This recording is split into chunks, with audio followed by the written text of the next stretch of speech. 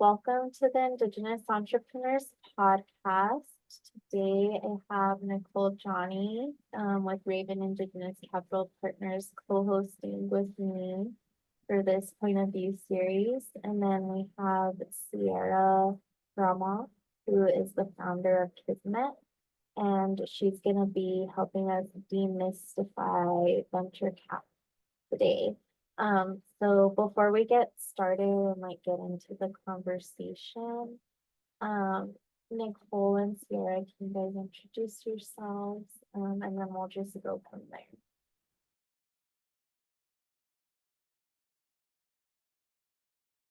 Sure. So good afternoon. Yeah, it's Shreya Nicole Johnny Nishia, Kia Ani Nishland Odset Lajana Bashishin, Tabahan Dashiche Ado Nashashazina Additionale.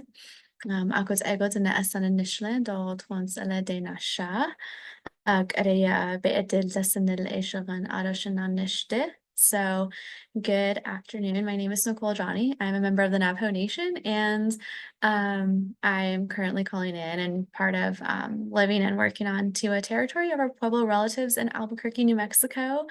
And like Cecilia said, I'm really excited about co-hosting these little small POV views of what does it mean to support Native entrepreneurs and all kinds of entrepreneurs in the ecosystem here. So excited about today.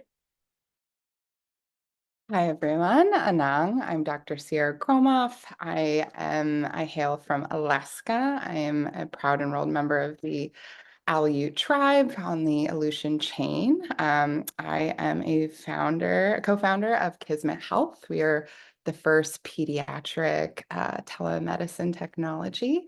And yeah, really excited to be here. I'm calling in today on Miwok land in sunny California, and really excited to share my experience about being a founder, being Indigenous, raising venture capital, and all things working in Indian country.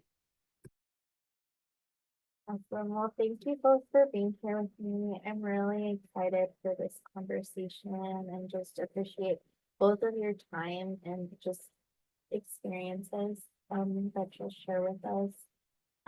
So just to get started, Cierra, I'm wondering if you can tell us a little bit about who you are, and then also what led you to starting Kismet. Yeah, it's a great story. So I like to really say that the idea for Kismet really came from being raised in Alaska in a rural area. The Aleutian chain is pretty far off from Anchorage, Anchorage being like the main area. And, growing up in a rural setting, being Indigenous, kind of relying on IHS or kind of Indian healthcare, I really started thinking from a young age, like, how do people access care? Why is it so hard? The options were really a phone call or medevac. And even today, the nearest children's hospital is still Seattle, Washington. And, some of that decoupled a little bit about my background, going to like an IHS funded center and having like a different care experience than, some people I knew that were kind of going to the normal hospital. So that stuff really started to resonate, and kind of, I thought a lot about it. But, I went to school and I really wanted to focus on mental health. I saw that as an area that was really inaccessible.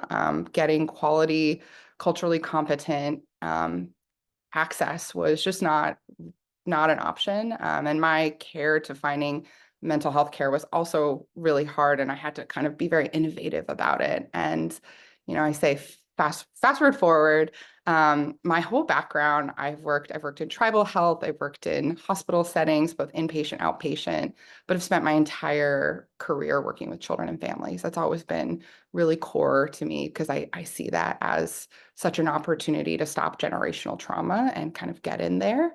And, I moved to California to become a doctor, was at Berkeley, and, the Bay Area is this epicenter of tech and privilege and, billionaires and kind of all this stuff. And it was such a profound moment that I was working for Medi-Cal, which is our kind of governmental insurance here in California, working with kids and families.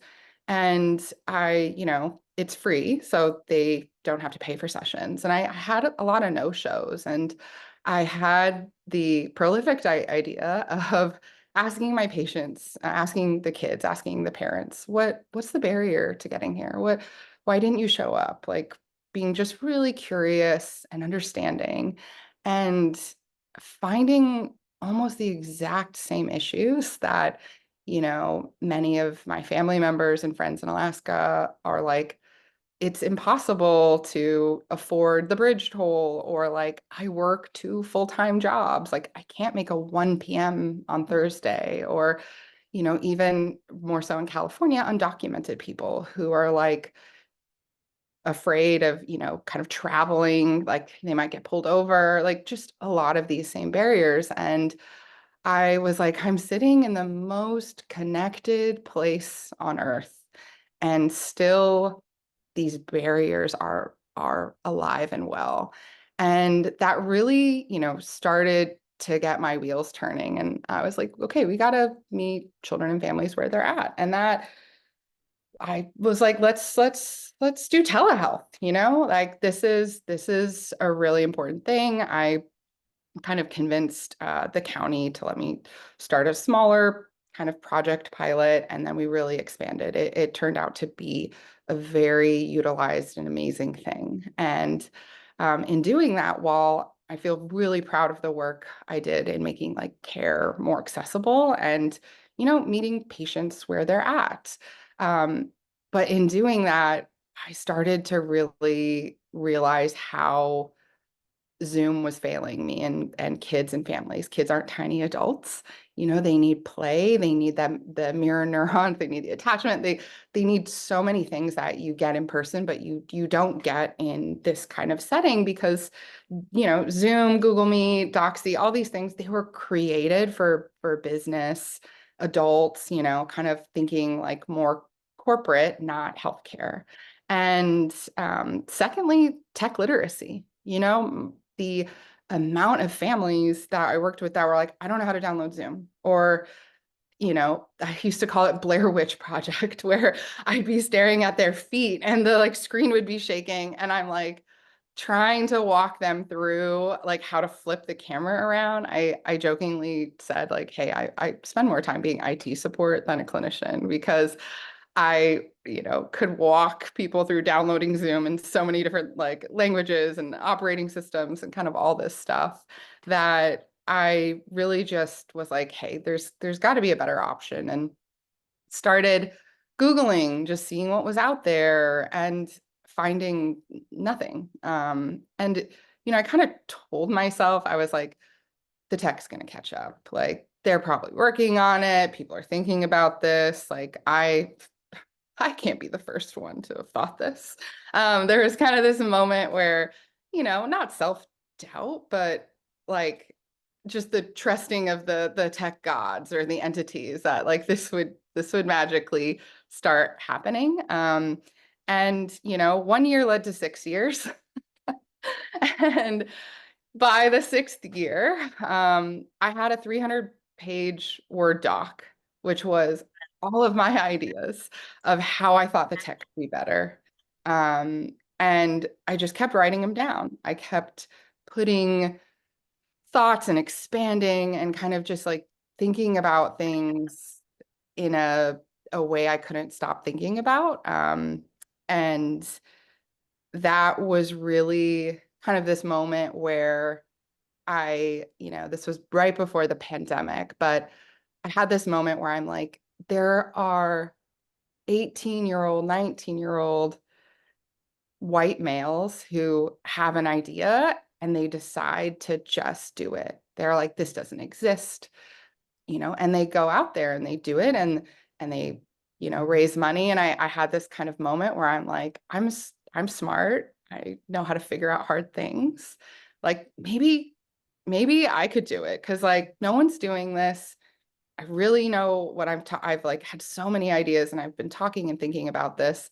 And that was when I kind of started to think about like, could this be something I do and build on my own? Like that was kind of the impetus to start to really, pursue it. And I will say the first thing I did was actually try to go to like the government and be like, hey, I have this, like, you let me do this. Like, how about letting me build like tech from the ground up?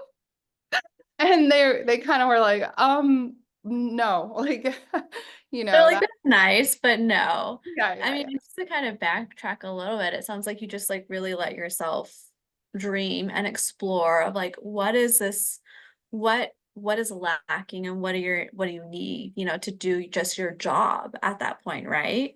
yeah, yeah. And jotting it down, just like, I don't know, I'm someone that if I keep thinking about something, I just kind of store it in a notes doc. I just kind of jot things down and maybe something gets done with it, maybe not, but it kept coming back. And all I could think about was not just like the California population I serve, but how much this is needed in Alaska, how Navajo Nation, how far the kids and parents have to drive to get to Fort Defiance, or like, it can be like Mhm. a 10-hour overhaul. Like I started really connecting the dots from like present day problem in my immediate little circle to the ripple effect of what that could mean for the kids in villages in Alaska that, you know, don't maybe even have telehealth. Like it I kind of started just connecting those dots, like you said. I let myself dream a little bit.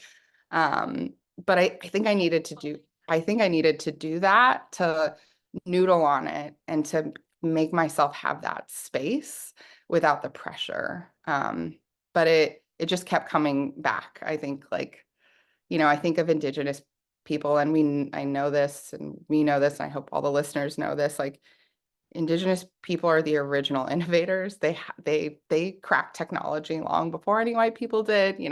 I think about my tribe specifically. Inventing the kayak, invent like sunglasses. Being able to figure out fire, like being able to control crops without having to lose precious resources. There's so much innate wisdom that we have in our cellular DNA, but it requires a little bit of tapping into that sometimes, or letting yourself dream. And I think doing that, it started kind of turning the wheels. But I'm happy to, also talk about like the impetus for really deciding to jump. Yeah, yeah, tell us about that. So you're having all these ideas, you jotted down 300 pages of things. What was kind of the pivotal point where you decided like, okay, I'm gonna pursue this?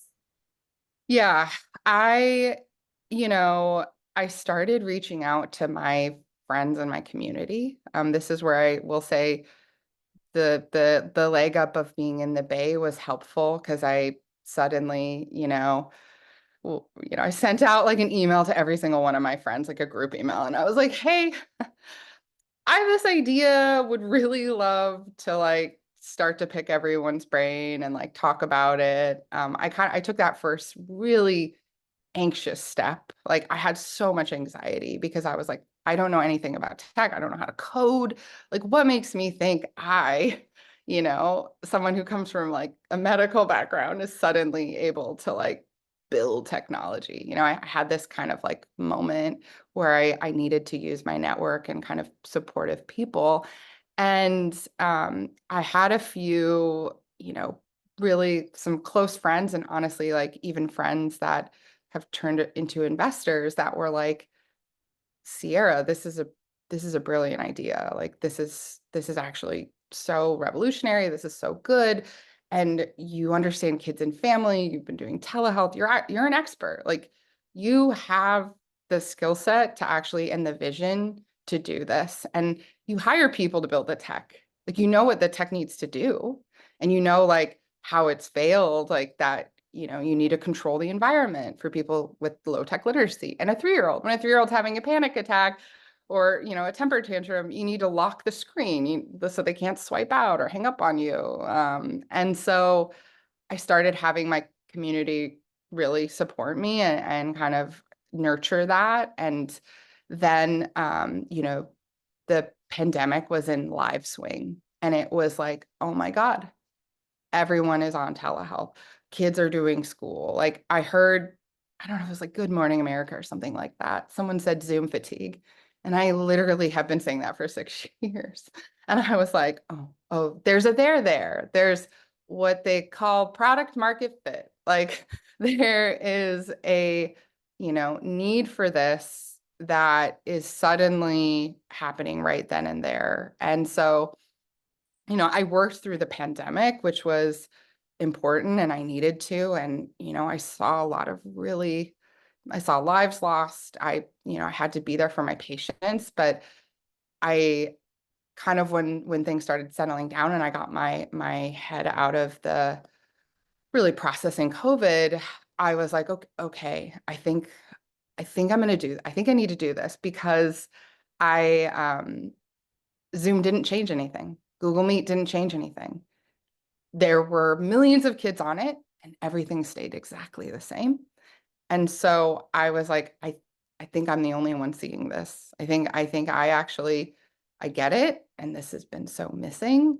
So I think I'm going to do it. And the kind of like, which bless everyone who heard and experienced my first version of like trying to prepare to pitch. I'll be transparent. I went on YouTube University and I watched every single UPenn MBA program class that was on there.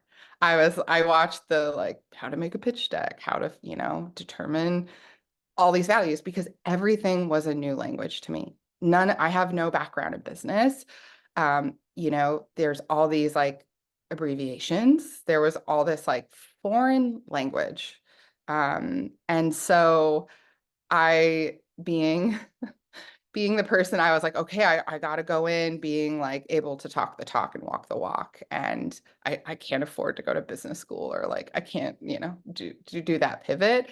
So I just kind of went deep on the internet, tried to read as much as I could.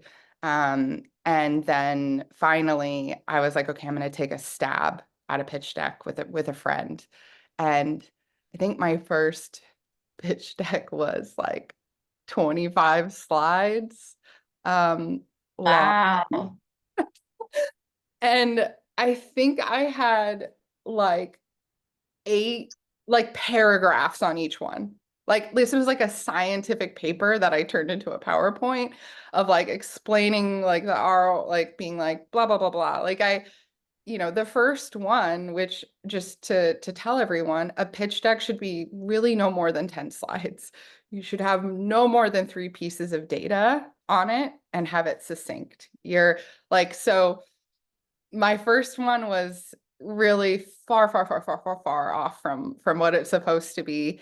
And shout out to Swati and Keely who heard my first version of it, which was they had such grace and such love and care for me to be like, great first pass, but we like let's reset and actually like, Like, let's refine this a little bit more. yeah. So, I guess kind of like, if I don't mind me asking, so what kind of pivoted you to kind of think about venture of this being more of like a venture thing than rather doing like grants or like loans, the other traditional forms of capital that, business entrepreneurs, usually start with?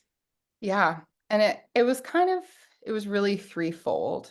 Number one was, when we think about VC, like I had done those free online, I'd watched the YouTube and stuff like that. And I kind of had a rough idea of what venture, like what they want in return.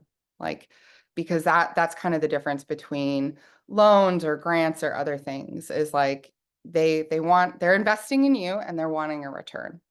And so I was like, okay, this can get a good return because this is a tech product. It's scalable. It can be in a hospital to a tribal health clinic to like a person's house down the street. So I kind of saw that component of it. But secondly, like the reason I really was like, I think venture is actually the way to do this was that I knew this, I needed to do it quickly. I knew that, you know, the time was now, and I had taken a while to like think about it, practice it, find a co-founder, which we can talk about that. Like I had kind of really not just like hit the ground running. I took like a year and a half probably of like amping myself up, like feeling like I was ready before I was like, okay, today's the day I'm fully committing to doing this and raising venture. And I also, you know, building a novel new technology that doesn't exist is risky. And grants and loans and kind of those different ways, it's almost harder in some ways to convince them to take a risk in that kind of way. Because I did explore some, and I, you know, talked to a few people who had gotten loans, and it was more like you had to prove out things first to kind of secure some of those capital in that way, where venture is kind of unique in that they will take a risk on you if it doesn't exist. Like there's more appetite to do that. And you know, the thing that was always in the back of my head though was like there's not there's there's not a lot of like people I could look up to. There's a lot of white women who've raised venture and been successful at that. But like I'm like, okay, who's raised venture, who's native, who's a CEO? Like even doing that, like finding information about that was hard and was really difficult to be like, could I, like, am I delusional to thinking I could be one of the first? And then I found Betsy Fort, who was the first Native woman to raise venture capital and actually raise a Series A. And that's like a crazy amazing achievement. And seeing that even before I met her and knew her, I was like, okay, she's done it, I can do it. Like it was like seeing that. And so I quickly kind of was like, I think venture is it, because I have this idea, it's scalable, and I think it could really change a lot of lives but still make the returns that venture wanted to see. And that's traditionally like they say 10x. They want like their investment to grow by 10 times. And we can kind of, I'm happy to talk more and jump in like how there's different types of venture capital and all that fun stuff about like different returns. But yeah, I wanted to move quickly. I wanted to do it before anyone else did. And I kind of, you know, just thought to myself, like, okay, like someone's done this, I can be the second, you know, I can be the first Alaska Native to do it, but that, you know, I'm in this kind of resourced area. And so I should at least try to take advantage of that. And I'm getting a lot of positive indicators from my community and people around me. So you made the determination, okay, venture capital is the right type of capital for me to pursue. What did it look like starting to go after the capital? I Yeah. would love to hear about that experience. Like, how did you even get started at looking for venture capital Yeah. companies to like pitch to? And then like, what did that whole journey look like? Yeah. You know, I will say I can't thank my co-founder, Christy Sander, enough. You know, I had one of the things that I think people don't talk about is that it's so incredible to have a co-founder if they're the right fit. It took me a while to find that person because I wanted someone who I trusted immensely. It's more intense than a marriage, honestly. And I also wanted someone who like believed in this vision and believed in what I was doing and would trust me as a leader. And it took a while to find that exact fit. And when I found that, because her whole background's in tech, early at Nest, Apple, Google, and she, it's her first company too. She hadn't raised venture before, but she had some kind of like knowledge set and had been in a startup. So we really put our heads together and started looking at, okay, who invests in healthcare, who invests in diverse founders.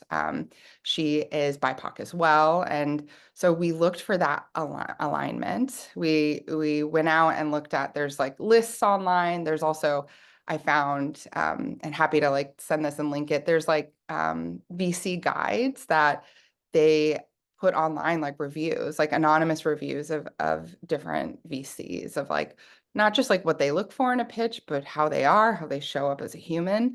It was really important that for Christy and myself to take money from aligned investors, because they can make or break your experience. And so we wanted people that got the vision and cared. And there's a lot of people that out there that in VC who do not care about children, do not care about healthcare, who really don't care about the BIPOC. Less than 2% of venture goes to women.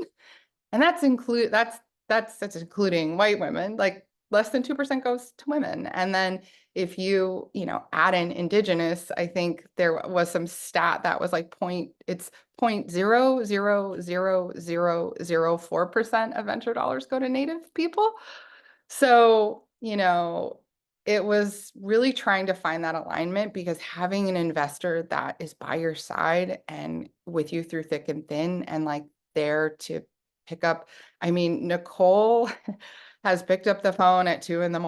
I have texted her in moments of, what do I do in this situation? Or like, this is on fire. Like, you want to feel like you have people in your corner, because it's not easy. Starting a business is hard, and starting in a business in a non, disrupted space, or being a minority, like all of those things are really hard. And so taking capital from people who get you and understand what you're doing is critical. So that's what we did. We researched, we made lists, and then we, used our network. We said, okay, who knows VCs? Can you do, you learn that the warm intro is everything, that cold email is really hard. That being said, I think I've cold emailed probably 300 to 400 VCs, probably, like roughly in there. And how many do you ever responded to those cold ones? The cold ones, I would say probably 20 to 30%. Okay. Responded and wanted to set up a meeting. The cold ones that converted to investing, 0. So it really is like that warm intro, like you were saying, you know? Yeah. And, I didn't have a LinkedIn and I like had to make a LinkedIn. I had to like do all of these things that were foreign to me. But you learn by doing. And I remember vividly, the first VC pitch I did that wasn't practice, wasn't a friend, was like a real person. And I had my entire laptop screen covered in sticky notes of like say this at this time. Like I had rehearsed the pitch deck to like a T, where I was just like, this is what I'm gonna say at this point. Da, da, da, da, da, da. And I was like, this is the hardest thing I've ever done. Like I was shaking, I was so nervous. And it's wild to think 2 years later, I don't get anxious for pitches anymore. Our pitch deck changes based like all the time. Like we'll slip out slides for different investors, like different people. And I sometimes can just roll into a meeting and be like, oh, it's a pitch. And I if you would have 2 years ago sat me down, I would be like, this is never going to get easy. This is so hard. I'm having to like convince, someone to believe in me.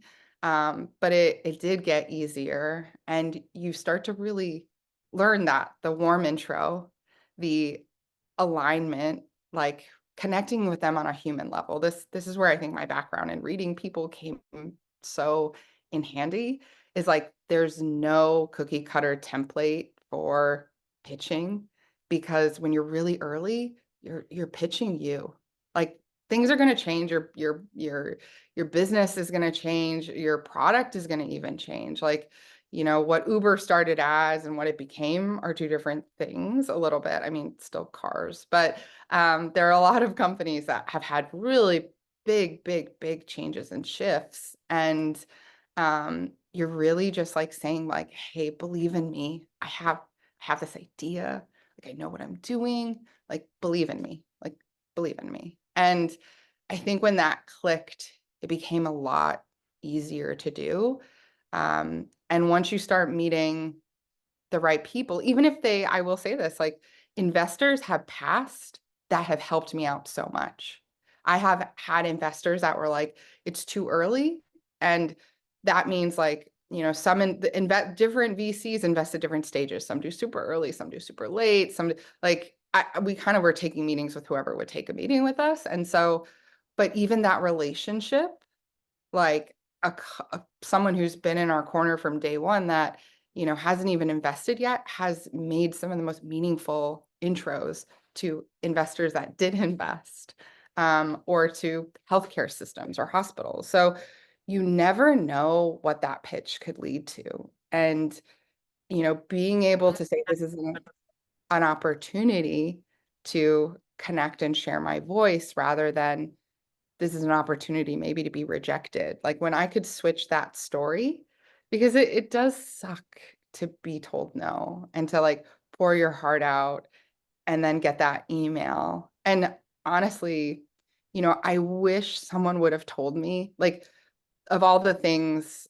like, I wish someone would have transparently told me, you're gonna have a lot of VCs who will just ghost you. They won't even say no. They'll just not respond to emails. Like stop responding to you completely. Stop Wow. stop responding completely, or, you know, push it off. I mean, I had one VC that after a wild diligence process, which diligence is where they're like, you know, checking all your backstory, your data, or kind of like digging into, you know, your business plan, or like the stuff you kind of lay out and you put in what's called a data room, which is just a fancy name for a folder that's like all your documents, that your business, your kind of meat and potatoes of your business. We had a VC that put us through a pretty intensive process, and we were like, okay, they were like, we're going to meet with the investment committee and vote on, you know, if we'll invest in you. And radio silence, sent several emails, no response.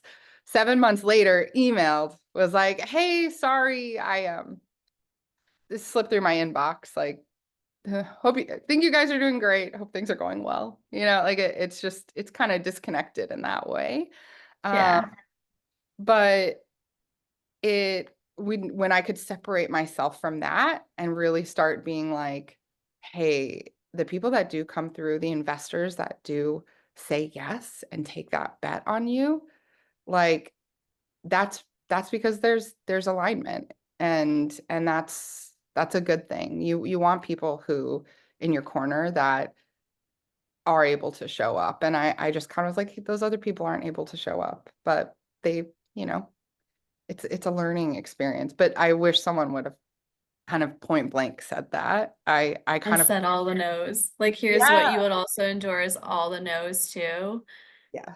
yes. And I will like validate at least maybe some of the components, at least on the investor side, because Raven has invested into Kismet.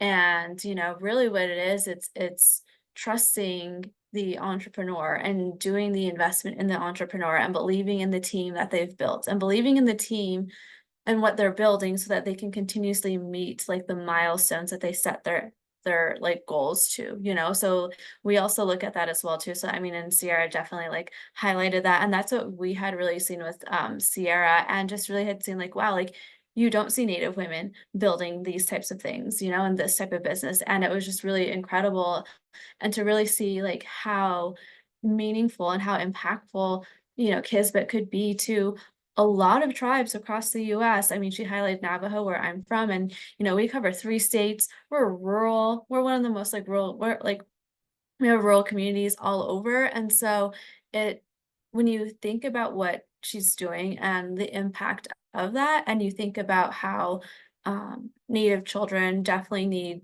the support. And just because we live in these rural areas doesn't mean like we shouldn't have access, to adequate care. And so that's, I think, part of like the reason we have just so much enjoyed working and being supporting Sierra and Christy and the team at Kismet, not just with the investments, but the phone calls, the advice of like, hey, like this is what's happening, what's the advice that you guys have, what's some feedback, and so like those are the type of supports outside of just the regular funding itself that we provide as investors.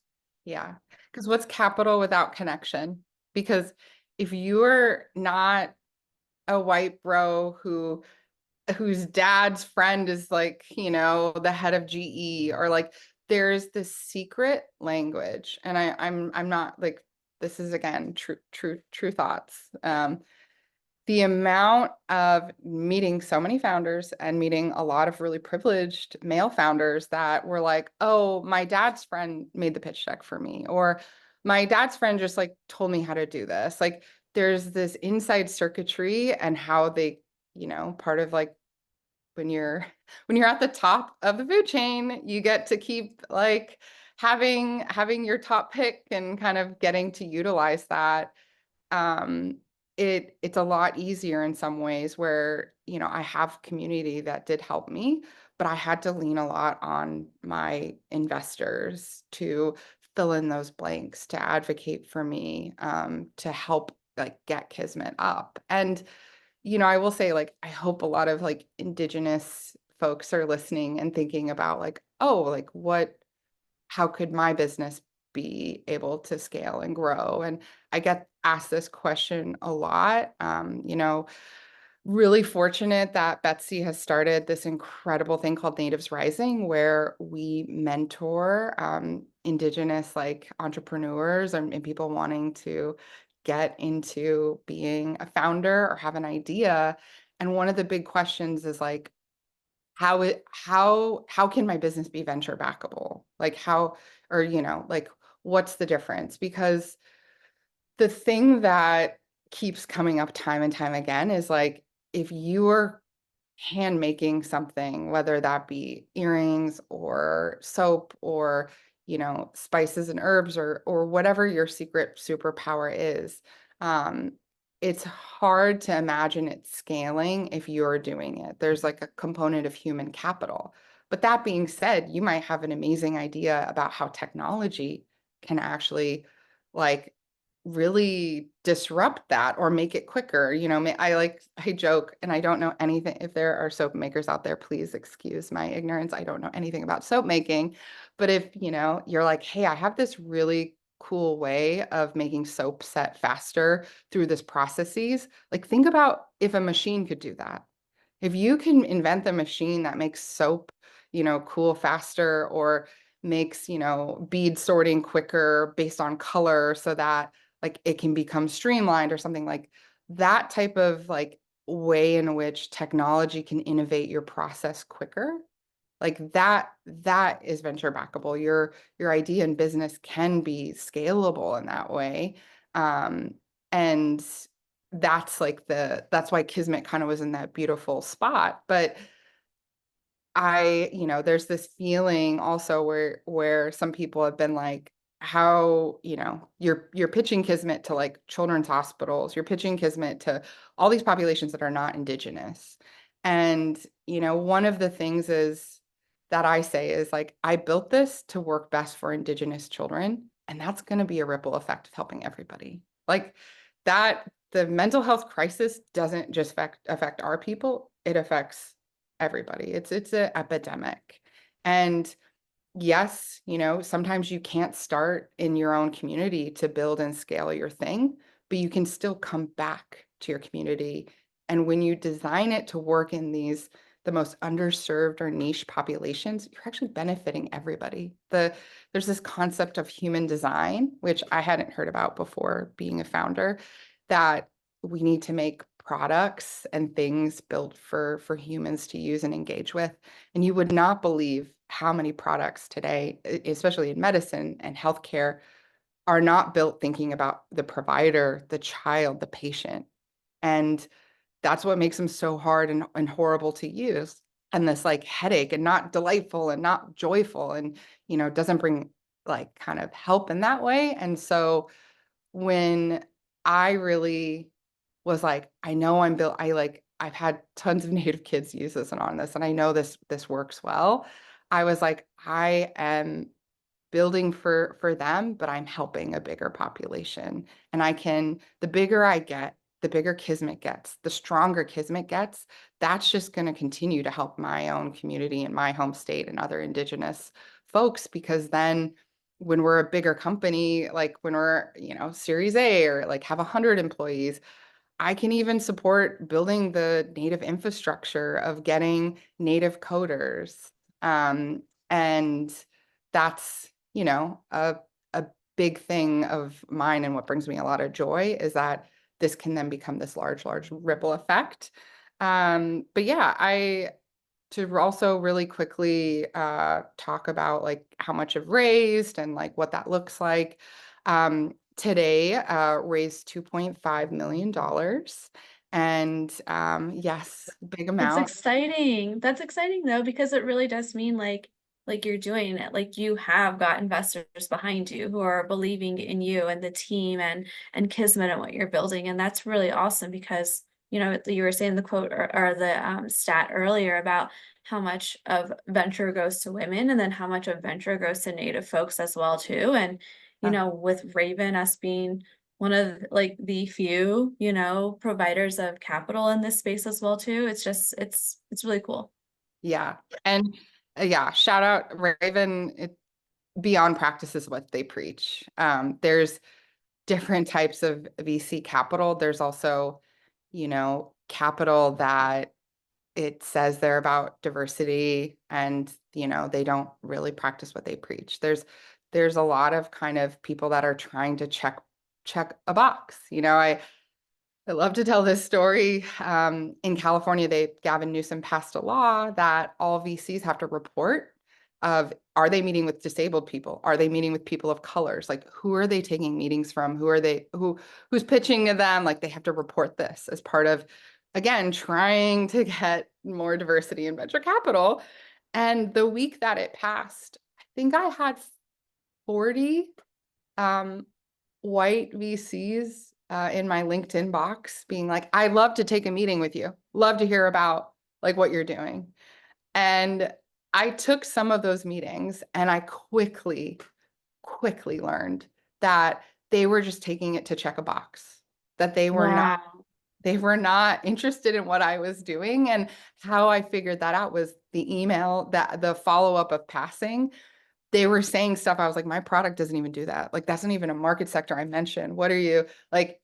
They weren't even listening. And so it was like, it was wild. And it made me realize it's just so important to guard your time and think about like, okay, is this person really aligned with me? And also, you mentioned this in a previous conversation, but like that it's okay to say no. Like you don't just have to take the money because you need it. It's again, like you mentioned, it's really important to make sure your investors are aligned Yeah. with you. We have done the hard, wild thing. Like Christy and I have turned down capital from investors, which in, again, the 2%, like, you feel kind of crazy. You're like, oh, am I like shooting myself in the foot? But they weren't aligned. We got some back channeled information and it just wasn't the right move. And, trusting your gut, feeling able to do that. And honestly, like one of the things is you can say no. And there's this aspect of FOMO that is, it took me a little longer to actually like figure out how to use that, or it's the scarcity mindset in some ways that still is very alive and well in VC culture of like, they're going to miss out on a cool deal or a big thing. And when you don't seem super available, when you're like, hey, this is the time I can talk, or this is that, like kind of, again, echoing that mentality in some ways, it then people are like, oh, like I'll bend over backwards. So it's almost like a game, but it's so refreshing when you have folks who don't play that game, when you have VCs that don't play that game, and they exist. I would, Hope Lab Ventures, they invest in youth and mental health, and they're incredible. Like how they view investing and kind of returns too is different. So there are those advocates and people out there, and they do exist. But I will say, knowing where you want your product and market to be, though, there is also needing to have either investors or advisors or people that are known within that market. And some VCs really focus in certain sectors, like, um, I can't, I'm like blanking on some of them, but like technology or climate tech or, clean energy or kind of these other ways. So it is also a balance of wanting maybe not necessarily just to get capital from people who care about diversity, but people who really understand and have those connections in that sector. Because having a healthcare VC has opened, like having a venture capital fund that has, healthcare connections opens so many doors that makes things go a lot quicker. And that I want to really like say that, because that's another like little tidbit that I wish was said, like kind of like really crystallized to me up front. And Raven and Altea, like they have made every single healthcare connection and email possible that they could. But as we're getting ready to close our next round of funding, that was really critical for us, because we're like, hey, I need to get in front of hospital CEOs, like the people that are making these big decisions. I need to get that warm intro. And so it's a lot to balance, but as you start to really get into it, it gets easier, because you start to really figure out, okay, who's in what area. And you start to really feel like, okay, I know the field.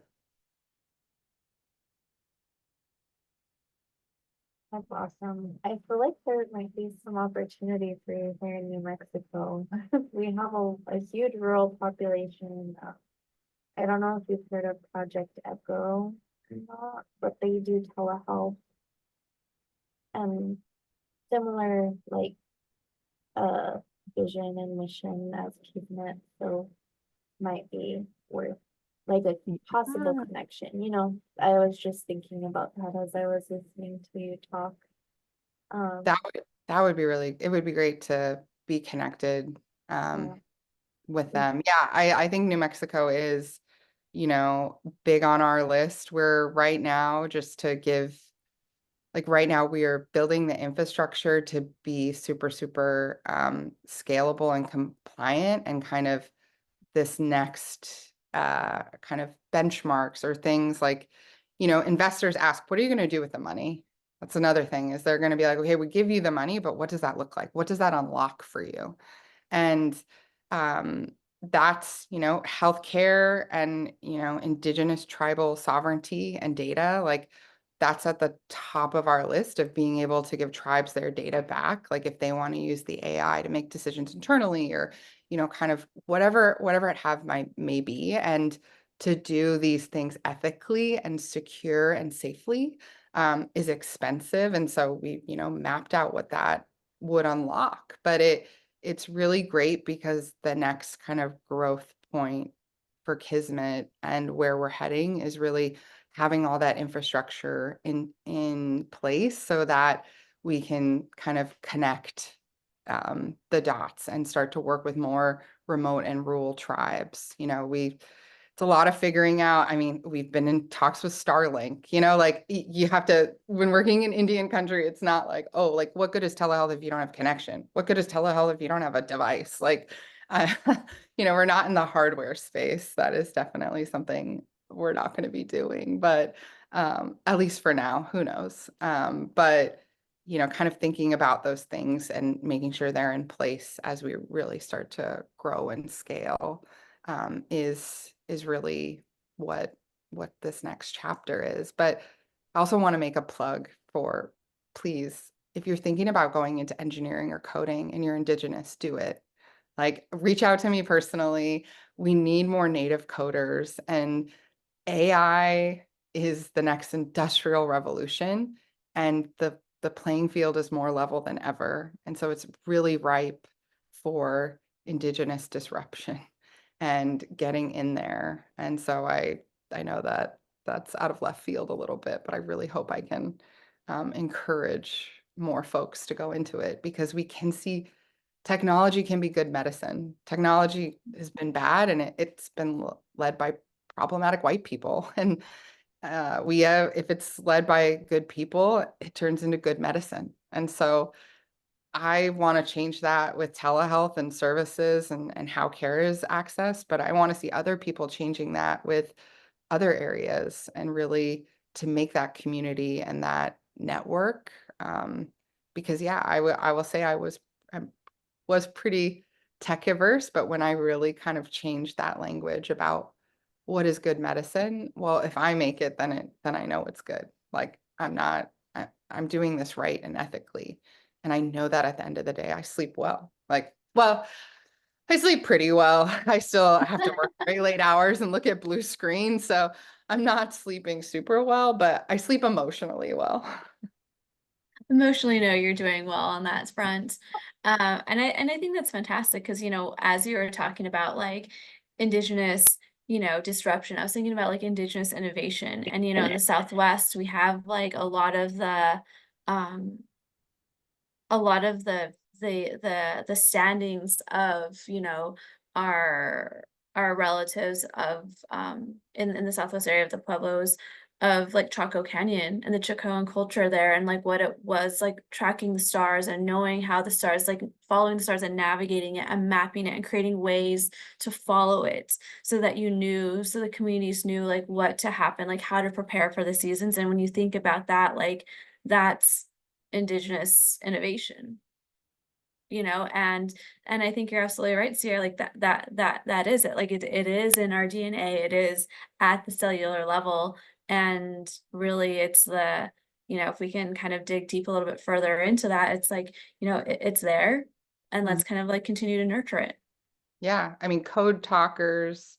I mean, yeah, there's endless mic drops of what we have done and are doing and will do. And, my clinical like background of really being, I would get in trouble in school for advocating for attachment informed care, like CBT and DBT have their place, and that could be its own podcast I'm happy to jump into. But like trying to advocate that if the mother's not well, that the child's not going to be well, that is Indigenous caregiving, that, the circle of security, Winnicott, Lacan, like a lot of people who informed my deep clinical thinking. Well, some of them were from Europe and maybe haven't been exposed or met Native Americans. Those ideas I know come from our background and how caregiving looked, and how, supporting that whole circle makes everybody better. It makes the child better because we're neurologically wired. And we knew that. That's how come our child rearing presence, like, uh, what are they called? Board baskets, basket boards. Oh my gosh. Cradle boards. Cradle boards. Thank you. I was like, my brain is having a literal like flatline right here.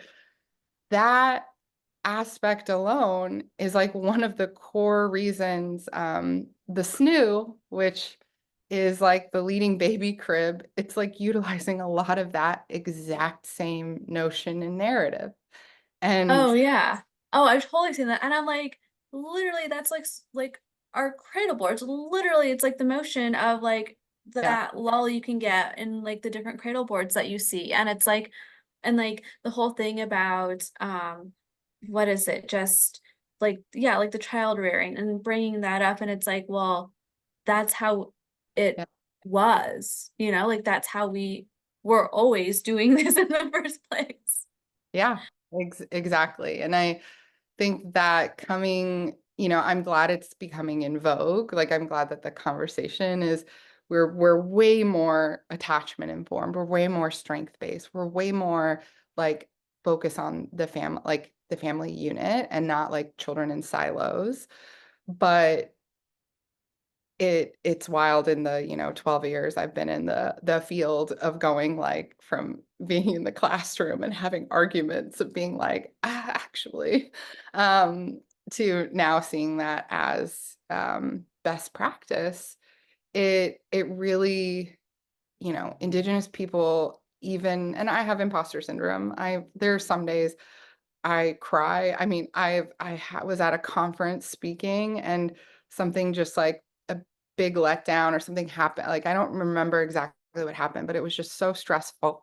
And the tech had like an issue and I just was like overwhelmed. I went under the conference table at our booth and I had a little cry. I had 5 minutes. I set my timer, I let myself cry, and I got up and I was like, okay, like, now time to go talk and speak. And it's not an easy experience, but I always just keep coming back to, I know what I'm doing. I have so many ancestors within me and this knowledge, and I've stuck by it and it's gotten me this far, and I have to keep sticking by that and remembering that um as much as I can, because that, you bring in that energy and people can feel that, and um, you can do it. Like, I don't know what everyone's idea is, but you can do it, and it will be hard, but you absolutely can. And there's a lot of support out there, and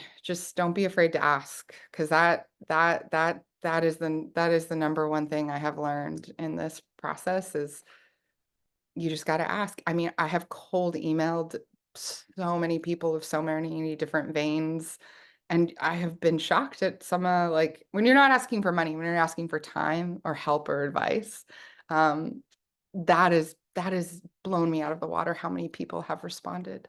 Um, Strangers, like literally strangers, or people I've Instagrammed. I'm not kidding. And been like, hey, I'd love to talk to you for 30 minutes. I'd love to talk to you for 10 minutes.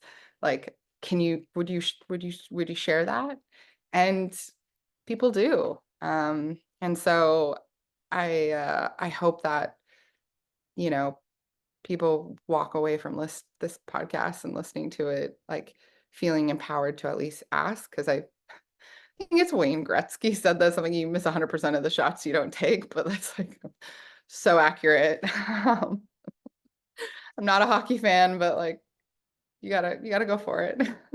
Yeah, you gotta just keep trying. Cause like you were saying too, and I know we're coming up on time, is that, you know, shifting that mindset of like, oh, well, it's a no, it's a closed door, but rather you don't know like who can connect you and have that next warm intro. Exactly. And Yeah. on the last note, just because it's a no now doesn't mean it's not going to turn into a yes later. And again, a lot of VCs want to have a relationship before they choose to invest in you. Um, Sometimes it's more than a year. And so keeping them warm, keeping them updated on what you're doing, like nurturing that relationship, even if it's a no, it can be really huge. And you can always ask what they can do to help you, what they can unlock. Like, I have with no email, with no VC, like when VCs have said no, I'd say 50% of the time, Christy and I will be like, okay, thank you, but could you make this intro? Like, you invested in this company. We think they'd be a good customer. Do you mind kicking that off?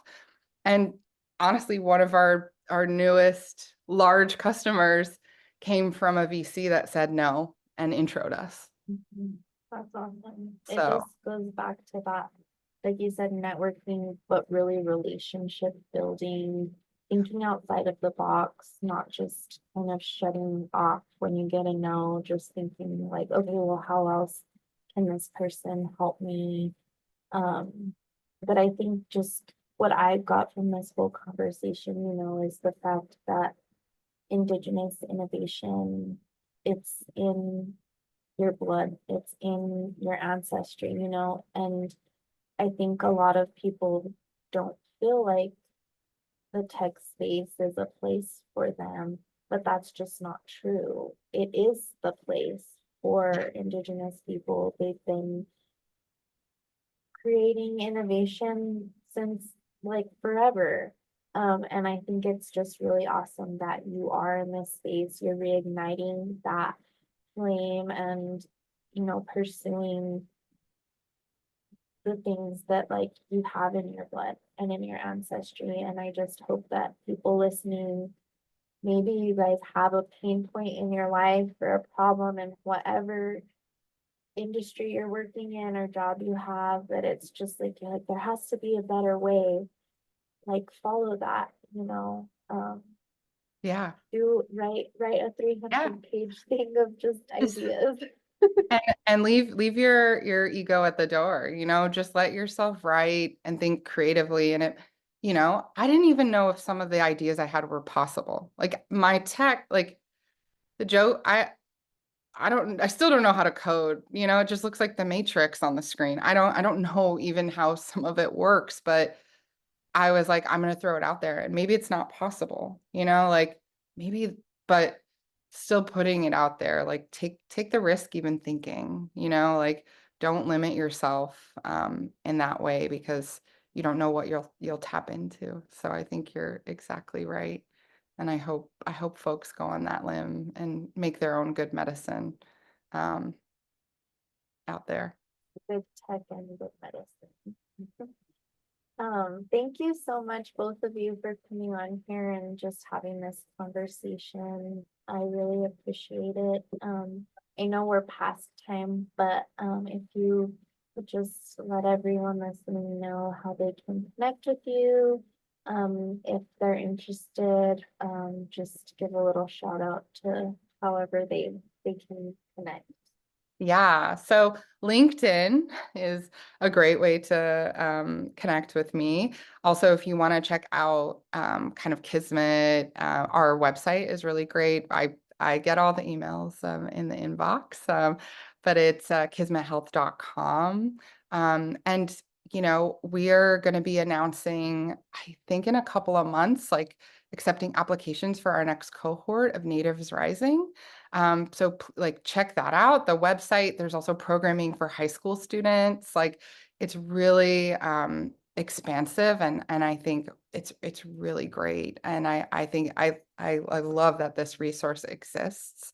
And if you get into it, you get the chance to be offered like mentored by either me or by Jen from Cheekbone Beauty, the first like Indigenous like big makeup line, who just got followed by Chapel Ronan. So that's like huge today. I want to shout that out to her. And if there's anything I can do, if you're Indigenous, like honestly, feel free to reach out to me. I'll try my best. And try to make, space even to have a phone call to talk through things. Because I just want to be there for everybody and hope I can get folks to convert into changing tech for our future. Awesome. And Nicole, how can people connect with you? Absolutely. So again, like Cierra, LinkedIn, you can look me up at Nicole Johnny, but you can also find more information about what we do at Raven at our website at ravencapitalpartners.ca. You'll notice it's a Canadian website, but we will be launching our US website hopefully soon on that front. But there you can take a look at what we do and you can reach out to us in our contact us form. And if you're based in the US, you'll probably be directed to chat with me. And so, and Altea, another member of our team. So really excited. Thank you again for this time and this conversation. I found it super uplifting and insightful. Thank you. And I'll be linking all of that in the description, so people can Incredible. just click. But thank you guys so much, and maybe we can talk again. Yeah, thank you so much. Thanks for making the space and Yeah. trying to change from within, change the system from within. Yes. Have a good day. Thank you. Bye.